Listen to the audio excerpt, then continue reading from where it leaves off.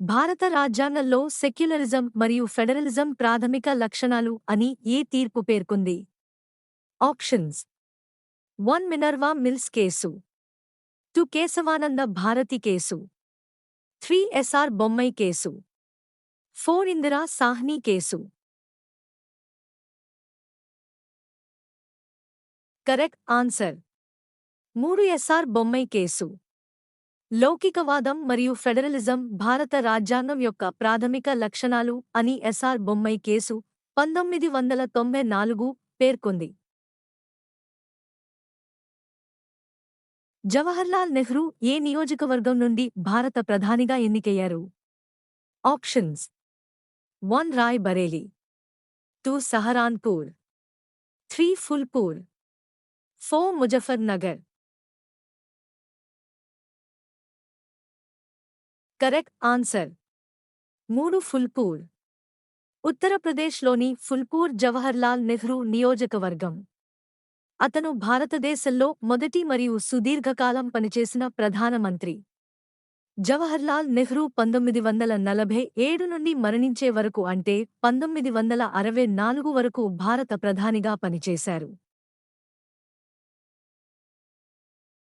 కింది భారతదేశ రాష్ట్రపతులలో సరైన వారసత్వ క్రమం ఏమిటి? A. Dr Zakir Hussain, B. Dr S. Radhakrishnan, C. Fakhruddin Ali Ahmed, D. VV Giri. Options: 1 A, C, D, A, 2 C, B, D, A, 3 D, A, B, C, 4 B, A, D, C.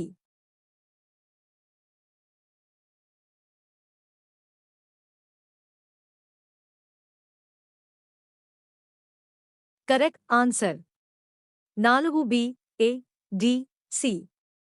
Doctor S. Radhakrishnan భారతదేశ రెండవ రాష్ట్రపతి 1962 నుండి 1967. డాక్టర్ జాకీర్ హుస్సేన్ భారతదేశం యొక్క మూడవ రాష్ట్రపతి 1967 నుండి 1969 వరకు. వివి గిరి 1969 నుండి 1974 వరకు భారతదేశ నాల్గవ రాష్ట్రపతి. స్వతంత్ర అభ్యర్థిగా ఎన్నికైన ఏకైక రాష్ట్రపతి వివి గిరి. ఫక్రుద్దీన్ అలీ అహ్మద్ 1974 నుండి 1977 వరకు భారతదేశ 5వ రాష్ట్రపతిగా పనిచేశారు.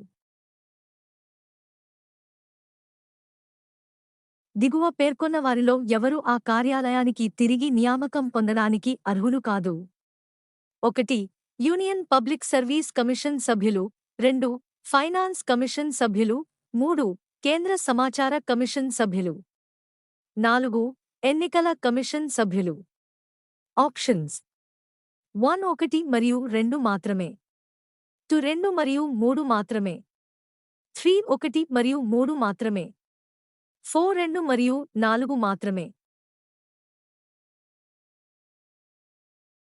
కరెక్ట్ ఆన్సర్ 3 1 మరియు 3 మాత్రమే.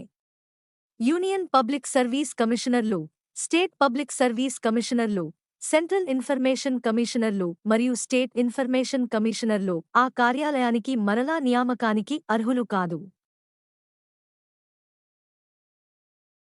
రాష్ట్రంలో సవరణ బిల్లును ఏ సభలో ప్రవేశపెట్టవచ్చు? ఆప్షన్స్: 1 శాసన సభ, 2 శాసన మండలి, 3 ఏ మరియు బి 2, 4 పైవేవి కాదు. కరెక్ట్ ఆన్సర్ 4 పైవేవి కాదు. సవరణ బిల్లును రాష్ట్ర శాసనసభలో ప్రవేశపెట్టలేము. రాజ్యాంగాన్ని సవరించడానికి పార్లమెంటుకు మాత్రమే అధికారం ఉంది.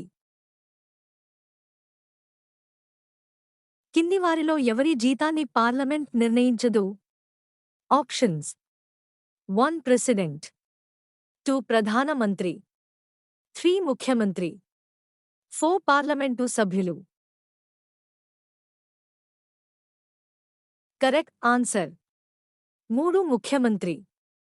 పార్లమెంట్ రాష్ట్రపతి, ఉపరాష్ట్రపతి, ప్రధానమంత్రి మరియు పార్లమెంటు సభ్యుల జీతాలను నిర్ణయిస్తుంది.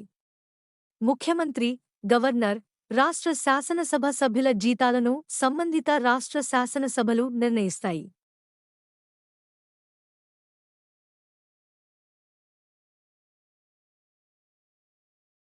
లో 10,000 MCQs తో పాటు నెలవారీ కరెంట్ అఫైర్స్ కూడా ప్రొవైడ్ చేస్తున్నాం.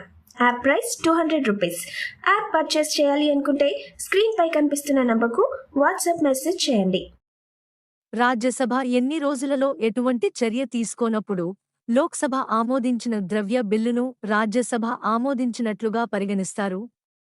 ఆప్షన్స్: 1 10 రోజులు, 2 14 రోజులు, 3 20 రోజులు, 4 30 రోజులు. కరెక్ట్ ఆన్సర్ 2 14 రోజులు. మనీ బిల్లును రాష్ట్రపతి ముందస్తు సిఫారసుతో మాత్రమే లోక్సభలో ప్రవేశపెట్టవచ్చు. లోక్సభలో మనీ బిల్లు ఆమోదం పొందిన తర్వాత దాని సిఫార్సుల కోసం రాజ్యసభకు పంపబడుతుంది. రాజ్యసభ బిల్లు స్వీకరించిన తేదీ నుండి 14 రోజుల వ్యవధిలో బిల్లును లోక్సభకు దాని సిఫార్సులతో తిరిగి ఇవ్వాలి. లోక్సభ రాజ్యసభ సిఫార్సులన్నింటినీ ఆమోదించవచ్చు లేదా తిరస్కరించవచ్చు.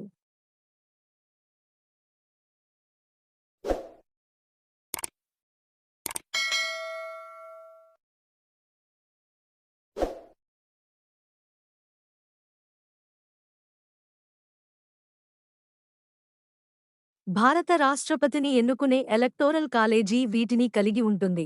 1 పార్లమెంటు ఉభయ సభలకు ఎన్నికైన సభ్యులు. 2 రాష్ట్ర శాసనసభల ఉభయ సభలకు ఎన్నికైన సభ్యులు. 3 అన్ని రాష్ట్రాల శాసన సభలకు ఎన్నికైన సభ్యులు. 4 ఢిల్లీ మరియు పాండిచ్చేరి శాసన సభలకు ఎన్నికైన సభ్యులు. దిగువ ఇవ్వబడిన కోడ్ల నుండి సరైన సమాధానాన్ని ఎంచుకోండి. ఆప్షన్స్: 1 1 3, 2 1 2 3, 3 1 3 4, 4 2 3 4. Correct answer 3 1 3 4. రాష్ట్రపతి ఎలక్టోరల్ కాలేజ్ 1 లోక్సభ మరియు రాజ్యసభ, 2 రాష్ట్రాల శాసనసభలు, 3 ఢిల్లీ మరియు పుదుచ్చేరి కేంద్రపాలిత ప్రాంతాల శాసనసభల ఎన్నికైన సభ్యులను కలిగి ఉంటుంది.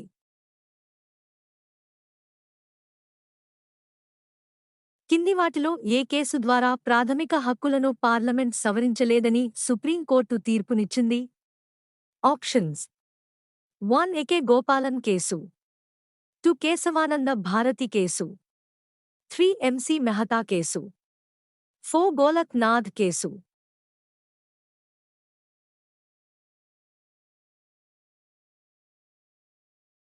Correct answer 4 Golak Nath case. 1967లో జరిగిన గోలక్ నాథ్ కేసులో పార్లమెంట్ రాజ్యాంగంలోని ప్రాథమిక హక్కులలో దేనినీ సవరించలేమని సుప్రీంకోర్టు తీర్పునిచ్చింది. కేశవానంద భారతి కేసు 1973 ప్రాథమిక హక్కులను సవరించడానికి పార్లమెంటుకు అధికారం ఇచ్చింది.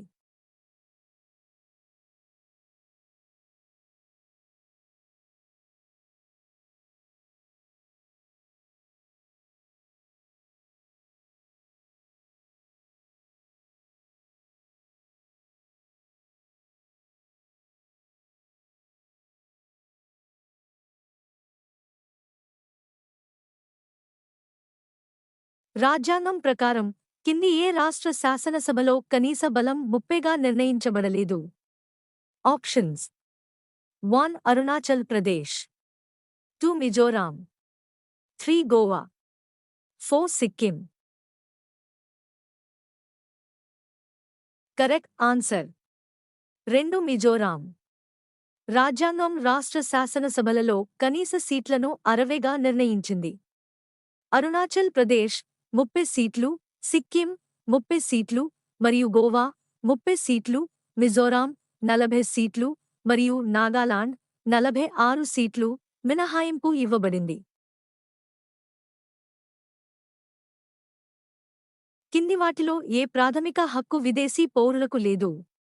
ఆప్షన్స్: 1 చట్టం ముందు సమానత్వం, 2 భావ ప్రకటన స్వేచ్ఛ హక్కు, 3 జీవితం యొక్క స్వేచ్ఛ హక్కు, దోపిడీకి వ్యతిరేకంగా హక్కు.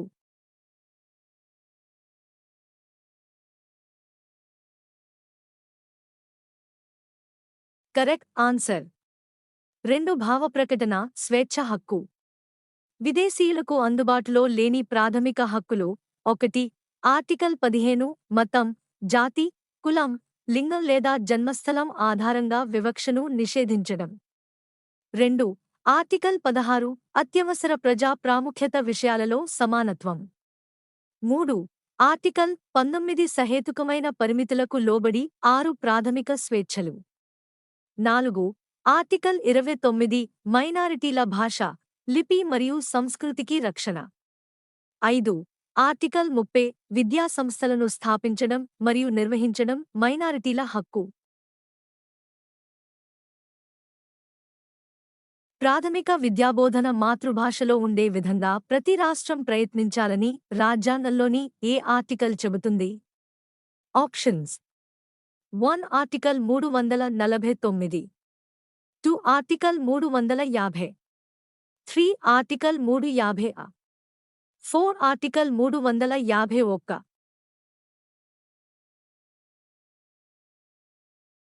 Correct answer.